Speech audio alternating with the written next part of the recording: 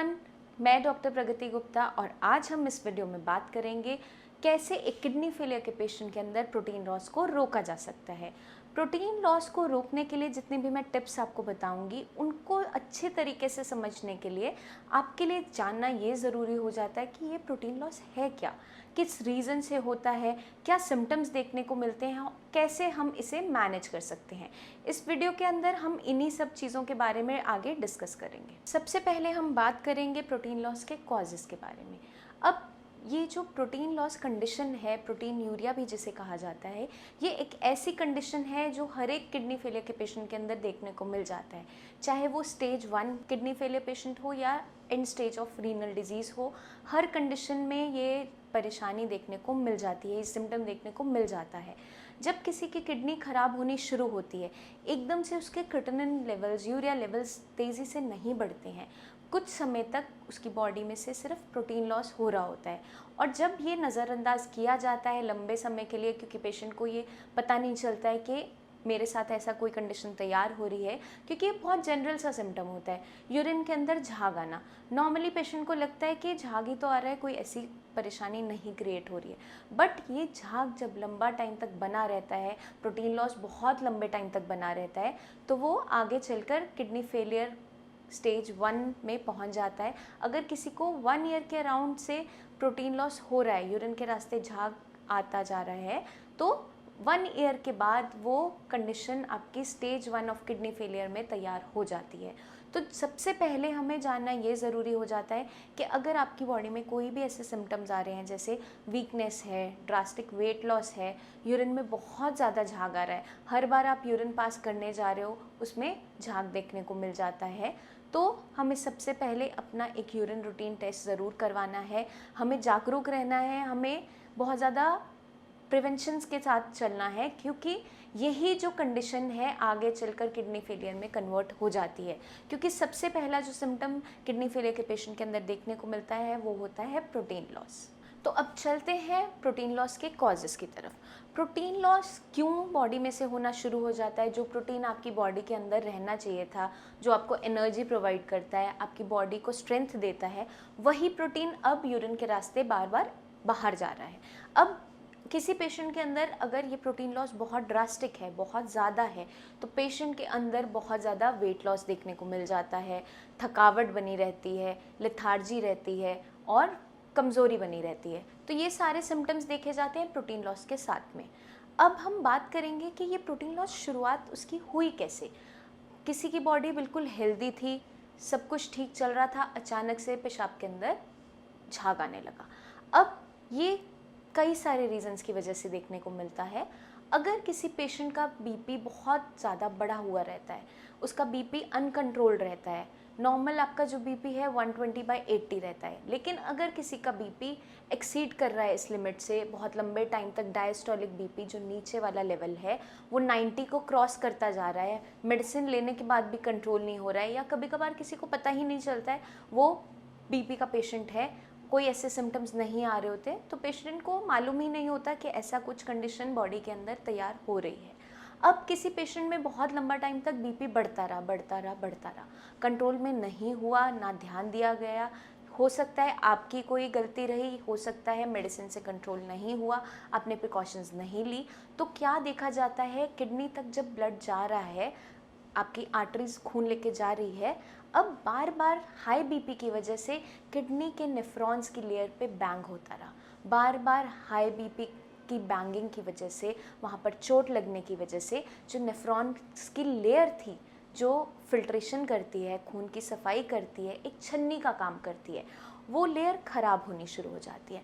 बार बार जब किसी जगह आपको चोट लगती रहती है, ठीक नहीं हो पाती, तो आप देखते हैं ना, आपके अगर हाथ पे चोट लगी है, वो ठीक नहीं हो पा रही है, बहुत लंबे टाइम तक बनी है, तो वो टिश्यू हार्ड हो जाता है, वहाँ पे बहुत ज़्यादा रफनेस क्रिएट हो जाती है, हार्डनिंग हो जाती है।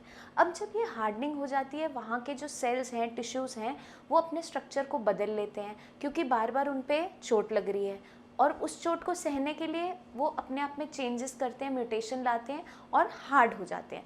अब जब ये हार्डनिंग हो जाती है वहाँ पर, तो जब भी आपकी किडनी में खून जाएगा, उसकी फिल्ट्रेशन ठीक से नहीं हो पाती है, खून की सफाई अच्छे तरीके से नहीं हो पाती है। जो प्रोटीन आपकी बॉडी में फ़िल्टर होके अंदर रहना चाहिए था, जो आपकी बॉडी को इम्यूनिटी प्रोवाइड करेगा, स्ट्रेंथ देगा, वो प्रोटीन आपके यूरिन के रास्ते बाहर निकलता चला जाता है। और साथ के साथ जब ये लंबे टाइम तक बना रहता है तो किडनी फेलियर स्टेज 1 की कंडीशन तैयार हो जाती है। अब किसी पेशेंट के अंदर अगर बहुत लंबा टाइम से ये कंडीशन बनी रहती है तो पेशेंट के अंदर वीकनेस तैयार होती चली जाती है। अभी हमने बात की हाई ब्लड प्रेशर के बारे में। अब हम सेकेंड कंडीशन के बारे में बात कर रहे हैं जिसमें भी प्रोटीन लॉस देखा जाता है, वो है आईजीए नेफ्रोपैथी। आईजीए नेफ्रोपैथी एक ऐसा ऑटो इम्यून डिसऑर्डर है जो आपकी बॉडी के अंदर तैयार हो जाता है, जिसके कारण प्रोटीन लॉस सबसे पहला सिम्टम देखने को मिल जाता है। अब आईजीए नेफ्रोपैथी है क्या, उसको आप ब्रीफ में समझ लीजिए। आईजीए नेफ्रोपैथी एक ऐसी कंडीशन है जो आपकी बॉडी के अंदर तैयार होती है, एक ऐसा ऑटो इम्यून डिसऑर्डर है। ऑटो इम्यून डिसऑर्डर का मतलब होता है कि आपकी खुद की बॉडी की जो इम्यूनिटी है वो खुद की बॉडी को ही नुकसान पहुंचाने लगती है। जब आपकी इम्यूनिटी हाइपर एक्टिव हो जाती है, आईजीए के डिपॉजिट्स किडनी के ऊपर बनने शुरू हो जाते हैं, क्योंकि आईजीए एक ऐसा इम्यूनोग्लोबुलिन है, आपकी बॉडी को इम्यूनिटी प्रोवाइड करता है। अब जब ये हाइपर एक्टिव हो जाता है, बहुत ज़्यादा बढ़ना शुरू हो जाता है, तो इसकी डिपोजिशन सबसे पहले देखने को मिलती है आपकी किडनीज़ के ऊपर, आपके नेफ्रॉन्स के ऊपर। अब जब ये डिपोजिशन होनी शुरू होती है, इसकी वजह से क्या देखा जाता है, आपकी जो किडनी है वो इन्फ्लेम्ड हो जाती है, उस पर सूजन आनी शुरू हो जाती है। अब जब वहाँ पर सूजन आ गई तो आपकी जो किडनी ठीक से फिल्ट्रेशन कर रही थी, नॉर्मल फंक्शनिंग थी, वो लॉस्ट होने लगती है। अब आपकी किडनी ठीक से फिल्ट्रेशन नहीं कर रही है, खून की सफाई नहीं कर पा रही है, जितना भी गंदगी है वो बॉडी के अंदर रिटेन होने लगती है, तो आपके सीरम क्रिएटिनिन लेवल है, यूरिया लेवल है, वो बढ़ने शुरू हो जाते हैं। बट जब आईजीए की शुरुआत होती है, ज़रूरी नहीं होता आपके केएफटी डीरेंज होना शुरू हो जाए, आपके क्रिएटिनिन लेवल्स बढ़ने शुरू हो जाएँ, यूरिया लेवल्स बढ़ने शुरू हो जाए। कभी कभार सिर्फ एक ही सिम्टम देखने को मिलता है, हैवी प्रोटीन लॉस। आपकी बॉडी में जो प्रोटीन बॉडी के अंदर रहना चाहिए था वो यूरिन के रास्ते लीक होना शुरू हो जाता है और बॉडी में वीकनेस तैयार होनी शुरू हो जाती है। तो ये कंडीशन आईजीए के साथ भी देखी जाती है, जिसे हम आईजीए नेफ्रोपैथी कहते हैं। अब हम चलते हैं नेक्स्ट कंडीशन के बारे में, जिसके अंदर भी आपको प्रोटीन लॉस देखने को मिल सकता है। वो कंडीशन है आपका डायबिटीज़। अगर किसी पेशेंट का शुगर लेवल्स बहुत ज़्यादा बढ़े रहते हैं, मान लीजिए किसी के जो रैंडम शुगर लेवल्स हैं वो 180 को क्रॉस कर रहे हैं, 180 200 से ऊपर चल जा रहे हैं, तो किडनी के अंदर एक मैकेनिज़्म होता है इस शुगर को मैनेज करने का, ताकि वो नुकसान से बच सके। अब किडनी क्या करती है, जब बहुत ज़्यादा शुगर बढ़ रही है, आपका 180 200 से क्रॉस कर रहा है ये लिमिट, तो किडनी एक काम करती है, वो अपने चैनल्स को ओपन करना शुरू करती है, वो अपने गेट्स को ओपन करती है और ज़्यादा यूरिनेशन करना शुरू कर देती है। ज़्यादा यूरिन आने से क्या होता है, वो यूरिन के रास्ते इस बढ़ती हुई शुगर को बाहर निकालना शुरू करती है। अब जब लंबे टाइम तक किसी के बॉडी के अंदर ये शुगर लेवल्स बढ़ते गए, आप कंट्रोल नहीं कर पाए या मेडिसिन से कंट्रोल नहीं हुआ, तो पेशेंट के अंदर क्या देखा जाता है, बहुत ज़्यादा यूरिनेशन होनी शुरू हो जाती है, वेट लॉस भी हो जाता है, या कभी कभार जो पेशेंट के अंदर देखा जाता है उसको प्यास बहुत ज़्यादा लग रही है।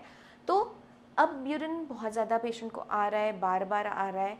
इस कंडीशन के अंदर जो आपका यूरिन है उसके अंदर प्रोटीन लॉस भी शुरू हो जाता है और साथ साथ ग्लूकोज भी निकलना शुरू हो जाता है।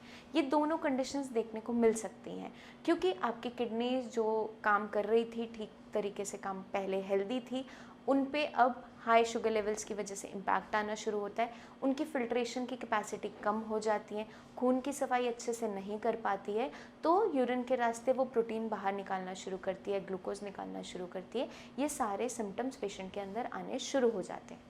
अभी हमने बात की हाई बीपी के बारे में, आईजीए नेफ्रोपैथी के बारे में और हाई शुगर लेवल्स के बारे में। अब हम चलते हैं नेक्स्ट कंडीशन की तरफ, जिसकी वजह से भी आपकी बॉडी के अंदर प्रोटीन लॉस देखने को मिल जाता है। वो है polycystic kidney disease. Polycystic kidney disease एक ऐसा जेनेटिक डिसऑर्डर है जिसके अंदर आपकी किडनी के ऊपर सिस्ट तैयार हो जाती हैं, बहुत सारी छोटी छोटी बड़ी बड़ी गांठें बननी शुरू हो जाती है। अब देखने को क्या मिलता है, इन गांठों की वजह से जब भी आपकी किडनी के ऊपर सिस्ट बन रही है, गांठें बन रही है, उसके अंदर क्या देखने को मिलता है, आपकी किडनी का साइज़ बढ़ना शुरू हो जाता है, क्योंकि उसके ऊपर बहुत सी गांठें बन गई है। तो जब किडनी का साइज़ बड़ा होना शुरू होता है, बहुत सारी उसके ऊपर गांठें बन जाती है, उसकी वजह से क्या देखने को मिलता है, किडनी के जो नेफ्रॉन्स है, उसके फिल्ट्रेशन का यूनिट है, उनके ऊपर प्रेशर क्रिएट होना शुरू होता है। अब जब उनके ऊपर प्रेशर क्रिएट हो रहा है तो उनकी जो फिल्ट्रेशन की पावर थी वो घटती चली जाती है और ठीक से खून की सफाई नहीं हो पाती है। यही जो प्रोटीन आपकी बॉडी के अंदर रहना चाहिए था वो यूरिन के रास्ते बाहर फेंकना शुरू कर देते हैं। तो अभी हमने बात की ऐसी कंडीशंस के बारे में जिसकी वजह से किडनी को नुकसान पहुंचता है और जिसके कारण प्रोटीन लॉस होना शुरू हो जाता है। अब हम चलते हैं, जब भी हम किसी पेशेंट का KFRT ट्रीटमेंट स्टार्ट करते हैं तो सबसे पहला हम क्या काम करते हैं, उन्हें एडवाइस करते हैं कि आपको 15 डेज़ पे मंथली बेसिस पे टेस्ट अपने ज़रूर करवाने हैं। उसके अंदर क्या टेस्ट करवाने होते हैं, आपको एक किडनी फंक्शन टेस्ट करवाना होता है, यूरिन रूटीन करवाना होता है और सीरम बाइकार्बोनेट्स का टेस्ट करवाना होता है। अब पेशेंट का जो कंडीशन है वो इम्प्रूव हो रही है, उसमें सुधार आ रहा है नहीं आ रहा है, वो हम कैसे जज कर पाएंगे इन टेस्ट के बिहाफ पे।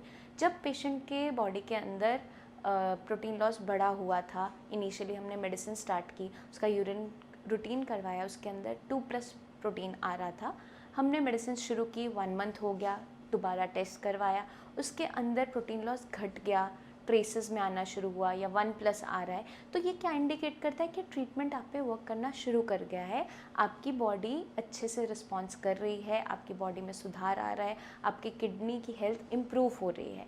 जैसे जैसे ये प्रोटीन लॉस नील की तरफ चला जाता है, अगर प्रोटीन लॉस आपका यूरिन रूटीन में नील आ रहा है, इसका मतलब क्या होता है कि किडनी फर्दर ख़राब होने से अब रुक गई है, एक स्टेबल कंडीशन में आ गई है।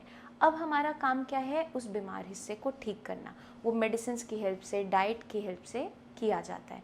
आपको अपने BP लेवल्स हैं, शुगर लेवल्स हैं, वो कंट्रोल में रखने होते हैं, चार्टिंग करनी होती है। आपका जो रीज़न है किडनी फेलियर का, आपको उसको समझना ज़रूरी है, किस वजह से आपकी किडनी अचानक से ख़राब हुई वो अच्छे से जानना ज़रूरी है। तो आपके माइंड में अगर कोई भी डाउट्स हैं अपनी किडनी हेल्थ को लेकर, अपनी किडनी की कंडीशन को लेकर, तो आप नीचे दिए हुए नंबर्स पर हमें कॉल करके बात कर सकते हैं, आप क्लिनिक पे विज़िट भी कर सकते हैं। और आपको ख़ास क्या ध्यान रखना है कि जैसे आपको हम डॉक्टर्स एडवाइस करते हैं टेस्ट करवाने के लिए, जिस टाइम पे वो आपको ज़रूर करवाने हैं, क्योंकि उसी बेसिस पे हम आपकी प्रोग्रेस को जज कर पाते हैं। तो आपको कोई भी नेग्लिजेंस शो नहीं करनी है, कोई भी केयरलेसनेस नहीं दिखानी है, उस चीज़ को अच्छे से फॉलो करना है, क्योंकि अगर आप हमारे अकॉर्डिंग डाइट फॉलो करते हो, मेडिसिन को ठीक से ले रहे हो, तो हम आपकी हेल्प ज़रूर कर पाएंगे। इसी के साथ मुझे चलने की आज्ञा दीजिए, धन्यवाद। मिलते हैं जल्दी नेक्स्ट वीडियोस में, जिसमें मैं आपकी मदद करूंगी आपकी किडनी हेल्थ को इम्प्रूव करने में। तब तक के लिए अपना खास ध्यान रखिए, टेक केयर।